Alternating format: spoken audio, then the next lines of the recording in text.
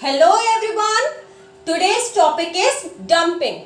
Okay, this topic is covered under international economics. Have you ever heard this term before? What do you understand by dumping? Dumping is an international price discrimination when an exporter firm sells a portion of its products in the domestic market at the higher prices. Okay, and at the same time, under the same circumstances, under the same cost of production, he sells its commodities in the foreign market at lower prices. Okay, तो ये जो price discrimination कर रही है कि एक exporter firm जो अपने डोमेस्टिक मार्केट में अपने कॉमोडिटीज को ज्यादा प्राइसेस में बेच रही है, बट अपने एक फॉरेन मार्केट में वो सेम कॉमोडिटीज को सेम सर्कमस्टांसेस में कम प्राइसेस में बेच रही है, इसे ही हम बोलते हैं डंपिंग। अब एक मोनोपोलिस्टिक फर्म ये क्यों प्रैक्टिस करती है? ठीक है, ये ज्यादातर ये डंपिंग प्रोसेस जो है, ये डंपिंग फॉर्म ऑफ बिजनेस जो है वो ज्यादातर मोनोपोलिस्टिक फर्म्स प्रैक्टिस करती है। क्यों करती है ये? ताकि वो एक इंटरनेशनल ट्रेड रिलेशंस मेंटेन कर सके, एक फॉरेन मार्केट में अपनी पकड़ बना सके, एक फॉरेन मार्केट को कैप्चर कर सके, अपने बिजनेस को एक्सपांड कर सके, इसलिए फर्म्स जो है वो डंपिंग अडॉप्ट करती है। Okay, now will see the meaning of dumping. You can see here that dumping is a situation, read it along with me. Dumping is a situation of price discrimination where the price of a product being sold to the importing country. यहाँ पे importing country कौन सी है? जिस भी country को उसने choose किया है, जिस भी foreign market को उसने choose किया अपने commodities को sell करने के लिए। For example, XYZ का हम एक example लेते हैं। XYZ हमारी India based एक company है, India based एक monopolistic firm है। ओके, एंड इंपोर्टिंग कंट्री उसका अमेरिका है। अमेरिका में अपना वो फॉरेन मार्केट कैप्चर करना चाहती है, अमेरिका का मार्केट वो कैप्चर करना चाहती है। तो इंपोर्टिंग कंट्री में जब वो सेम प्रोडक्ट्स के को बेचती है कम प्राइसेस में, okay, and in the market of the exporting country, और वो एक्सपोर्टिंग कंट्री मतलब इंडिया अपने ही डोमेस्टिक मार्केट में उन्हीं कॉमोडिटीज को हाई प्राइसेस में बेचती है। Now second one is dumping is price discrimination between two markets in which the monopolist sells a portion of his produced product at a low price. Dumping price discrimination है दो markets के बीच में जहां monopolist अपना एक produce product का मतलब अपना उसका जो टोटल प्रोडक्शन हुआ है उसका एक पोर्शन बेचती है कम प्राइस में फॉरेन मार्केट में और बाकी का पोर्शन अपने ही डोमेस्टिक मार्केट में बेचती है ज्यादा प्राइसेस में। Okay, Now, types of dumping. आपको यहां तक समझ में आया? ओके, सो आपको यहां तक समझ में आया व्हाट इज डंपिंग? डंपिंग क्या था? डंपिंग जब एक इंटरनेशनल ट्रेड रिलेशंस को मेंटेन करने के लिए एक मोनोपोलिस्टिक फर्म अपने डोमेस्टिक मार्केट में अपने कॉमोडिटीज को ज्यादा प्राइसेस में बेचती है और फॉरेन मार्केट में कम प्राइसेस में बेचती है। ठीक है, आगे हम इसके इफेक्ट्स और रीजंस देखेंगे कि क्यों करती है। Now will see the types of dumping. There are mainly 3 types of dumping. ठीक है, 3 टाइप्स के मेनली डंपिंग होते हैं। स्पोरेडिक डंपिंग एंड इसके दूसरा नाम है intermittent dumping. Second one is persistent dumping. Third one is predatory dumping. Okay, sporadic, persistent and predatory. Sporadic और intermittent, persistent and predatory dumping. First one is sporadic dumping. Sporadic dumping एक बहुत ही exceptional case है, ये बहुत ही unforeseen circumstances में होता है जब एक एक्सपोर्टिंग कंट्री की एक मोनोपोलिस्टिक फर्म, हम XYZ एक मोनोपोलिस्टिक फर्म का एग्जांपल ले रहे थे, जब XYZ ने इतना प्रोडक्शन कर लिया है, उसका एक्सेस प्रोडक्शन हो गया, सरप्लस प्रोडक्शन हो गया कि उसने after meeting the demands of the domestic market की सारी डिमांड्स को फुलफिल करने के बाद उसने डिसाइड किया कि ये ओवर प्रोडक्शन जो हो गया मेरा, उसको मैं कैसे ओवर आउट करूं, कैसे इस स्टॉक को क्लियर करूं। तो वो क्या करती है, एक फॉरेन मार्केट चूज करती है और वहां पे अपने कमोडिटीज को सेल करना स्टार्ट कर देती है at the lower prices. And again I am repeating, ये केस बहुत ही एक्सेप्शनल होता है कि ओवर प्रोडक्शन की वजह से कोई भी कंपनी जो है वो डंपिंग प्रैक्टिस कर रही है, फॉरेन मार्केट में अपने कमोडिटीज को कम प्राइसेस में बेच रही है और डोमेस्टिक में ज्यादा। ठीक है, तो ये अंडर दीज सर्कमस्टांसेस ये होते हैं जब एक्सेस प्रोडक्शन हो जाता है। इस टाइप की डंपिंग को हम बोलते हैं स्पोरेडिक और intermittent dumping. Okay, it is the occasional sale of the commodity at below cost or at a lower price abroad than domestically in order to unload an unforeseen and temporary surplus of a commodity without having to reduce domestic prices. और ये क्या करती है, domestically अपने prices को कम नहीं करती है, सेम प्राइसेस में डोमेस्टिक मार्केट में बेचती है, बट बाहर क्या करती है, वो ज्यादा प्राइसेस में बेचती है. Next one is persistent dumping. ये बहुत ही जनरल केस में ये डंपिंग इन प्रैक्टिस आती है. परसिस्टेंट डंपिंग के अंदर क्या होता है, when a monopolist firm continues to sell the products in the domestic market at the lower prices and it continues to sell the products or commodities at the lower prices in the foreign market and higher prices in the domestic market. Okay, अब इसके भी कुछ conditions है. ये कब practice हो सकता है, जब डिमांड जो है उस पर्टिकुलर कमोडिटी या सर्विस की डोमेस्टिक मार्केट में बहुत ही कम elastic, when there is a less elastic demand of that particular commodity और service in domestic market and high elastic demand in the foreign market. Elasticity जो है डिमांड की वो कम है डोमेस्टिक मार्केट में और ज्यादा है फॉरेन मार्केट में, तो ही ये परसिस्टेंट डंपिंग प्रैक्टिस हो पाती है. परसिस्टेंट डंपिंग में even when the firm is having a lot of profit from the domestic market, बहुत ज्यादा प्रॉफिट हो रहा है क्योंकि एक्सेस प्रोडक्शन हो गया, इसका इकोनॉमीज ऑफ स्केल के बेनिफिट्स मिलेंगे. लार्ज स्केल प्रोडक्शन जब होता है तो पर यूनिट कॉस्ट आपको पता है प्रोडक्ट की बहुत ही कम लगती है.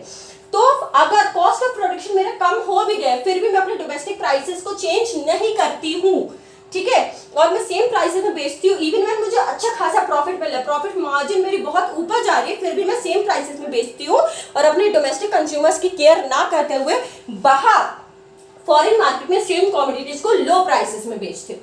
ठीक है, अब यहाँ पे रीड करते हैं. As a general rule a profit maximising firm, मेन इनका फर्म का क्या वो रहता है, मोटिव रहता है कि profit maximisation. With monopoly power will charge low price to foreign buyers if it has less monopoly power, faces more competition और more elastic demand in the foreign market than it has in its home market. obvious सी बात है, उनको बाहर जो है foreign market में वहां की कॉम्पिटिटिव फर्म से बहुत तगड़ा कंपटीशन मिलने वाला है और यहाँ डोमेस्टिक में कम कंपटीशन है. क्यों? क्योंकि वो एक मोनोपोलिस्टिक फर्म की रिकग्निशन बना के रखा है उसने डोमेस्टिक मार्केट में. डोमेस्टिकली उसके पास कोई भी कॉम्पिटिटर्स नहीं है, इसलिए वो अपनी मनमानी प्राइसेस चलाती है डोमेस्टिक इकोनॉमी में, और बाहर उसके पास बहुत ही कॉम्पिटिटिव फर्म्स है, इसलिए वो क्या करती है, बाहर अपनी चलाती है लोअर प्राइसेस में. ओके, तो ये थी persistent dumping.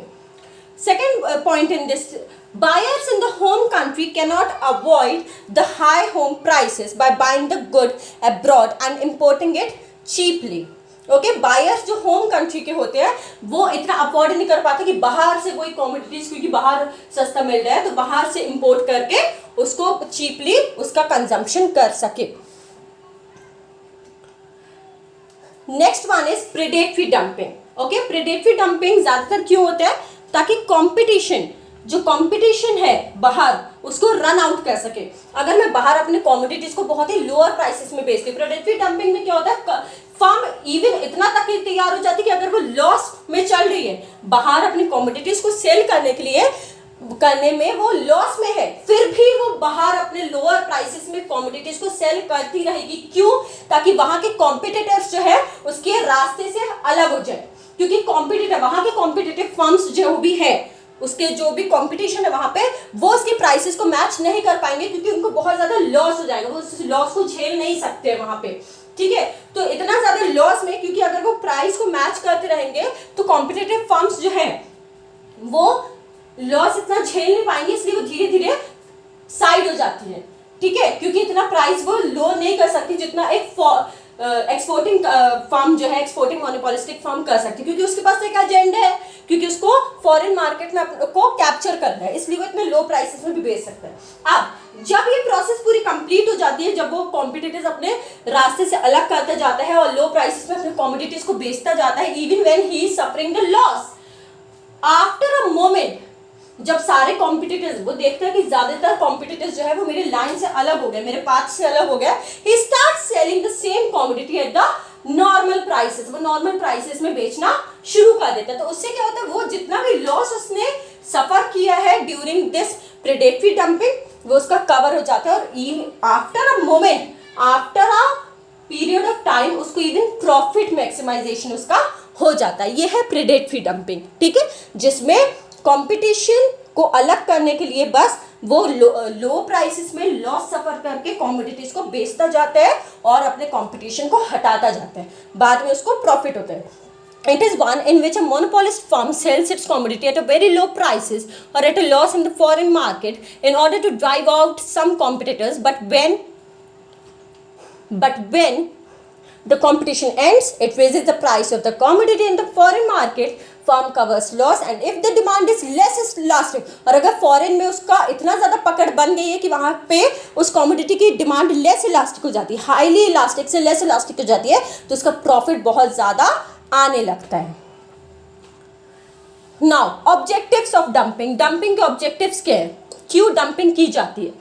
First one is to find place in the foreign market, एक फॉरेन मार्केट को कैप्चर करने के लिए XYZ जो इंडियन मोनोपोलिस्टिक फर्म है वो अमेरिका में अपना फॉरेन मार्केट को कैप्चर करना चाहती है, पकड़ बनाना चाहती है अपनी कॉमोडिटीज से बाहर।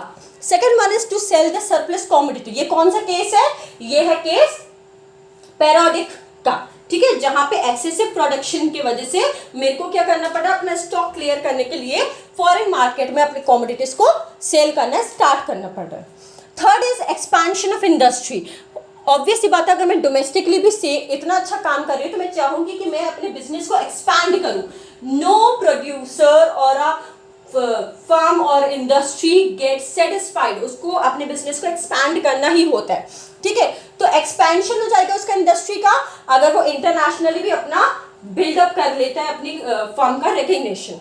Next is new trade relations, नए उसके बिजनेस रिलेशंस मेंटेन होंगे, नए उसके ट्रेड रिलेशंस मेंटेन होंगे। Okay, so these were the objectives of dumping, to find a place in the foreign market, to capture the foreign market, to maintain the trade relations, to expand its industry, and to clear out the stock or to sell the surplus commodity.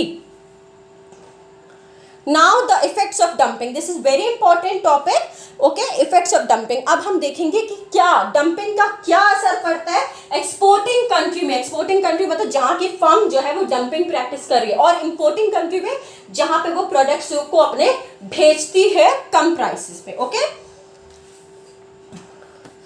First one is effects on importing country. Effects on importing country मतलब जहां पे वो goods को भेज रही है, goods को अपने सेल कर रही है, XYZ अमेरिका में सेल कर रही है अपने कॉमोडिटीज को कम प्राइसेस में, वहां के फर्म्स को क्या इफेक्ट पड़ता है? If a producer dumps his commodity abroad for a short period, then the industry of the importing country is affected for a short while. अगर एक मोनोपोलिस्टिक फर्म जो है वो थोड़े टाइम के लिए बस डंपिंग को प्रैक्टिस में लाती है, due to the maybe उसके सरप्लस प्रोडक्शन हो गया हो इसलिए वो क्लियर आउट करना चाहती है, तो ज़्यादा इफेक्ट नहीं पड़ेगा इंपोर्टिंग कंट्री में, और जो कॉम्पिटिटर्स है वहाँ के उनको ज़्यादा इफेक्ट नहीं पड़ेगा, कॉम्पिटिटर्स उतना झेल लेंगे, ठीक है, क्योंकि कट थ्रोट कॉम्पिटिशन उसको नहीं मिलेगा थोड़े टाइम के लिए। बट क्या होता है, डम्प्ड कॉमोडिटी के जो लो प्राइसेस होते हैं, क्योंकि डम्प्ड कॉमोडिटी मतलब वो जो डंप कर रहे हैं अपने प्रोडक्ट्स को फॉरेन मार्केट में, वो अपने प्राइसेस को बहुत लो रखते हैं, लो प्राइसेस में बेचते हैं, वहाँ की जो इंडस्ट्री है वो लॉस में चली जाती है। क्यों? क्योंकि वहाँ के जो कस्टमर्स है, अमेरिका की जो जनता है, वो ऑब्वियसली हर एक कस्टमर प्रेफर करता है लो प्राइस्ड कॉमोडिटी, है ना, तो वहाँ की जो कस्टमर्स है वो they will continue to buy the dumped commodity of that another country, ठीक है, तो वहाँ की जो इंडस्ट्रीज है, वहाँ की जो डोमेस्टिक इंडस्ट्रीज है, उनको लॉस होता है, थोड़े टाइम के लिए लॉस होता है। क्यों? क्योंकि लो प्राइस कॉमोडिटी सब प्रेफर कर रहे हैं और उनकी जो यूनिट्स हैं, उनकी जो टोटल प्रोडक्शन है वो पूरी सोल्ड आउट नहीं हो पाती है। Dumping is harmful for the importing country, always remember that, importing country के लिए बहुत ही हार्मफुल होता है डंपिंग, क्यों? और अगर वो लंबे समय तक खिंच जाती है, अगर कोई फर्म डंपिंग कर रही है, डंप्ड कॉमोडिटीज को अपने लो प्राइसेस में बेच रही है फॉरेन मार्केट में, वो लंबे समय के लिए खिंच जाती है, तो क्या होता है, वो कंपटीशन जो है, वहां की जो फर्म्स है, वहां की जो डोमेस्टिक इंडस्ट्रीज है, वो कंपटीशन इतना झेल नहीं पाएंगे। मैंने बताया कि लो प्राइस अगर रहेगा तो वो कॉम्पिटिटर्स जो है वो उतना लो प्राइस मैच नहीं कर पाएंगे, क्योंकि वो उनको लॉस में चले जाएगा। इनके पास तो एक एजेंडा है कि उनको फॉरेन मार्केट अपना कैप्चर करना है, बट उनके पास क्या है, डोमेस्टिकली अपने आप को सेटल डाउन करना है, तो वो इतना लॉस नहीं झेल पाते हैं एंड वो बहुत ही कंपटीशन बेयर नहीं कर पाते।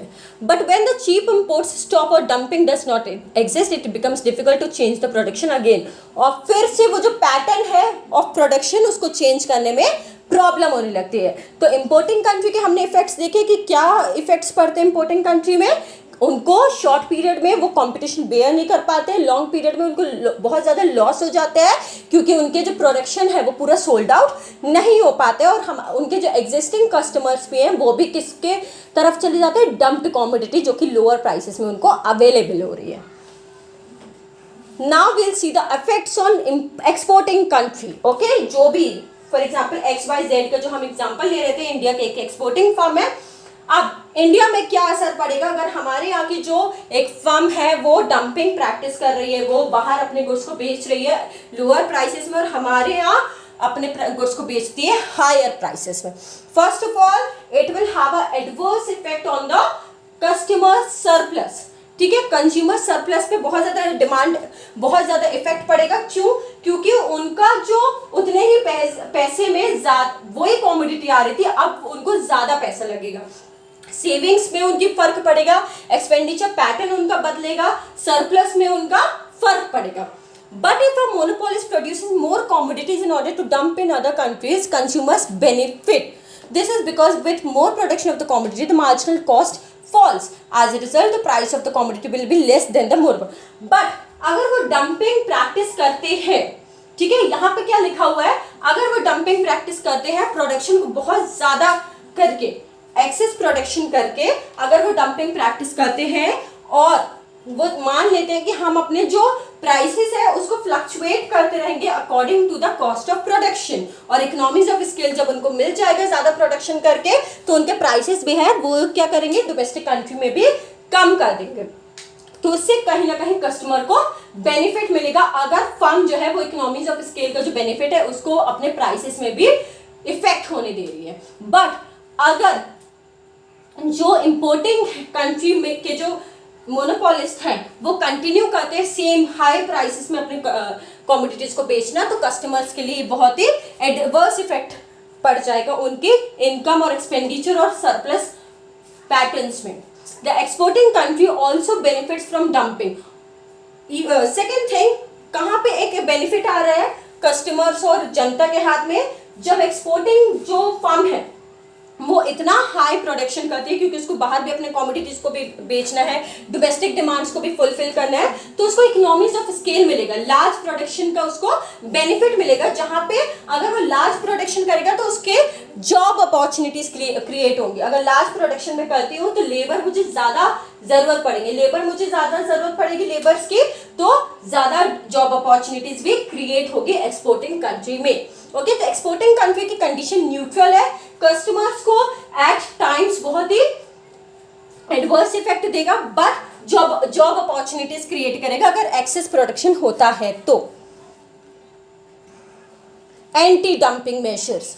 Dumping is legal in the eyes of world trade organisation. Okay, dumping एक लीगल चीज है वर्ल्ड ट्रेड ऑर्गेनाइजेशन में, अनटिल एंड अनलेस वो जो इंपोर्टिंग कंट्री है जहां पे डंप्ड कमोडिटीज जा रही है लो प्राइसेस में, वहां के एग्जिस्टिंग जो डोमेस्टिक इंडस्ट्रीज है वहां पे उनको कुछ भी दिक्कत ना हो, वरना क्या करेंगे, वो अपने गवर्नमेंट से ये चीज को कम्युनिकेट करेंगे एंड गवर्नमेंट कुछ मेजर्स अडॉप्ट करते हैं, जिससे क्या होता है, डंपिंग जो है बाहर की जो कंट्रीज जो डंप्ड प्रोडक्ट्स बेचती है हमारे यहाँ, उन पे थोड़े रिस्ट्रिक्शंस हो जाते हैं। तो एंटी डंपिंग मेजर्स क्या है, डंपिंग के जो नेगेटिव इफेक्ट्स है उसको कंट्रोल करने के लिए इंपोर्टिंग कंट्री जो है इन मेजर्स को अडॉप्ट करती है ताकि डंपिंग डिस्करेज हो। Okay, to discourage the negative effects of dumping, the importing country adopts these measures. First one is tariff duty. Tariff duty क्या होता है? ये एक टाइप ऑफ टैक्स या फिर ड्यूटी होता है जो कि क्या करती है, इंपोर्टेड कंट्री, मतलब जो जहाँ पे गुड्स इंपोर्ट होके जा रहे हैं, जहाँ पे जो गुड्स इंपोर्ट होके जा रहे हैं वहाँ पे क्या करते हैं, उन लोग हाई रेट्स लगा देते हैं। इंपोर्ट टैरिफ ड्यूटी क्या होता है? जब भी कोई गुड्स फॉरेन मार्केट में एंटर करता है या फिर एग्जिट करता है तो उसमें जो टैक्स हम इम्पोज करते हैं उसको बोलते हैं टैरिफ ड्यूटी। तो क्या करेगी अमेरिका जो है, जहाँ पे XYZ हमारी कंपनी जो है बेच रही थी डम्प्ड प्रोडक्ट्स, अमेरिका क्या करेगी, अपनी ड्यूटी को बढ़ा देगी। ठीक है, ड्यूटी बढ़ा देगी तो हमारे लिए थोड़ा कॉस्टली हो जाएगा वो सारी कमोडिटीज को वहां भेजना। ठीक है, तो ये एक तरीका है डंपिंग को रोकने का कि अगर एक फॉरेन मार्केट जहां पे डंपिंग प्रैक्टिस में आ रही है दूसरी कंट्रीज के द्वारा, वो अपनी टैरिफ ड्यूटी को बढ़ा दे। टैरिफ ड्यूटी बढ़ा देंगे। वो जो टैरिफ ड्यूटी क्या होता है, जब कोई भी प्रोडक्ट्स या फिर सर्विसेज एंटर या फिर एग्जिट करती है फॉरेन मार्केट को, तो जो गवर्नमेंट इंपोज करती है उसमें ड्यूटी, उसको बोलते हैं टैरिफ ड्यूटी। और अगर कोई भी फॉरेन मार्केट टैरिफ ड्यूटी बढ़ा देता है तो it becomes difficult for other countries to export their commodities in that country. Import quota. Import quota में क्या होता है, वो वॉल्यूम ऑफ इंपोर्ट को फ्लक्चुएट करते हैं, वो सेट कर देते हैं एक लिमिट कि आपको इतनी पर्टिकुलर वॉल्यूम ही अलाउ करेंगे हम इंपोर्ट करना हमारी कंट्री में। ठीक है, तो क्या करेंगे अमेरिका जो है वो इंडिया के लिए XYZ के लिए एक लिमिट सेट कर देंगे कि आप हमारे अपने प्रोडक्ट्स को इतनी ही क्वांटिटी में हमारे यहाँ एक्सपोर्ट कर सकते हैं। तो इससे क्या होगा, डिस्करेज होगी डंपिंग, वो एक पर्टिकुलर क्वांटिटी ही बेच पाएंगे तो उससे ज़्यादा वो डंपिंग को फैलाएंगे नहीं। The next one is import embargo. वो क्या करते हैं, कुछ पर्टिकुलर गुड्स की कैटेगरी को बैन कर देते हैं हम अपनी कंट्री में एक्सपोर्ट होने से। ठीक है, कुछ पर्टिकुलर कमोडिटीज को, कुछ पर्टिकुलर कैटेगरी होती है गुड्स की जो कि वो बैन कर देते हैं कि हमारी कंट्री में हम इसका इंपोर्ट नहीं करवाएंगे, या फिर कुछ कंट्रीज को बैन कर देते हैं कि आपकी कंट्री से हम ये पर्टिकुलर कमोडिटीज अपने कंट्री में इंपोर्ट नहीं करवाएंगे। Next one is voluntary export restraint. इसमें क्या करते हैं, एक बायलैटरल एग्रीमेंट में एंटर करती दोनों कंट्रीज और उसके अंदर फिर ये सारे ट्रेड रिलेशंस वो मेंटेन करती है। Exporting countries realizes the negative effects and voluntary come for the bilateral agreement. जैसे इंडिया और अमेरिका जो है एक बायलैटरल एग्रीमेंट के अंदर एंटर करेंगे और वो अपने डंपिंग की प्रोसीजर्स को फिर देखेंगे कि कितना इफेक्ट आ रहा है और उस हिसाब से अपने ट्रेड रिलेशंस को मेंटेन करेंगे। ठीक है, now I would like to give a quick revision.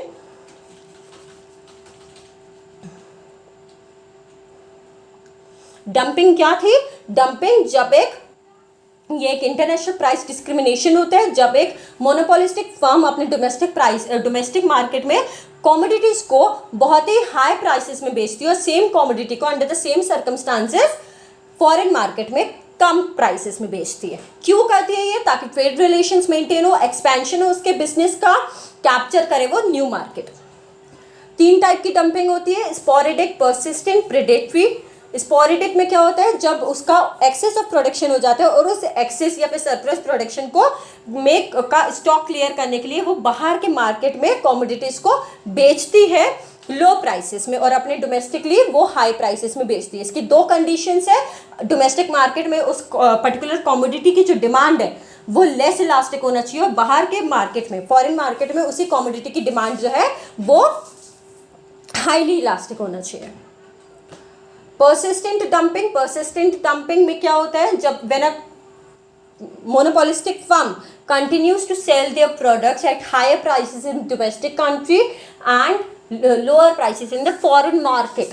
इसकी भी कंडीशन है कि इसमें क्या होना चाहिए, डोमेस्टिक में लेस इलास्टिक होना चाहिए उसकी डिमांड, मतलब जितना भी प्राइसेस वो बढ़ा दे फिर भी बायर्स खरीदने ही है डोमेस्टिक मार्केट में। क्यों? क्योंकि एक मोनोपोलिस्टिक फर्म है वो और वहाँ उसके अलावा उसका कोई भी कंपटीशन नहीं है जो कि लो प्राइसेस में सेम प्रोडक्ट्स को ऑफर कर पाए, इसलिए कंज्यूमर्स जो है वो खरीदेंगे ही खरीदेंगे।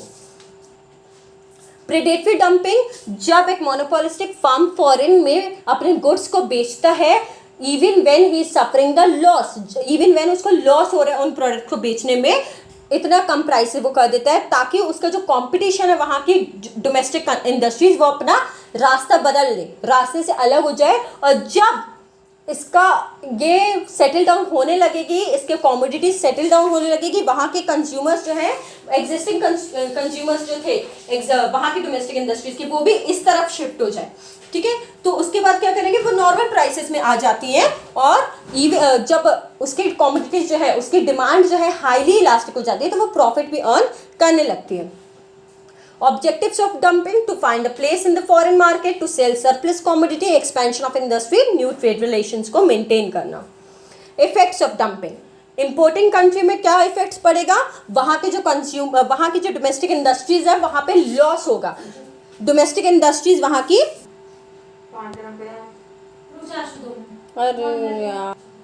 इंपोर्टिंग कंट्री में क्या इफेक्ट्स पड़ेंगे, वहाँ की जो डोमेस्टिक इंडस्ट्रीज है वो बहुत ही लॉस सफर करेंगे, क्योंकि वो उतना कंपटीशन बेयर नहीं कर पाएंगे और अपने प्राइसेस को वो इतना लो नहीं कर सकते, ठीक है।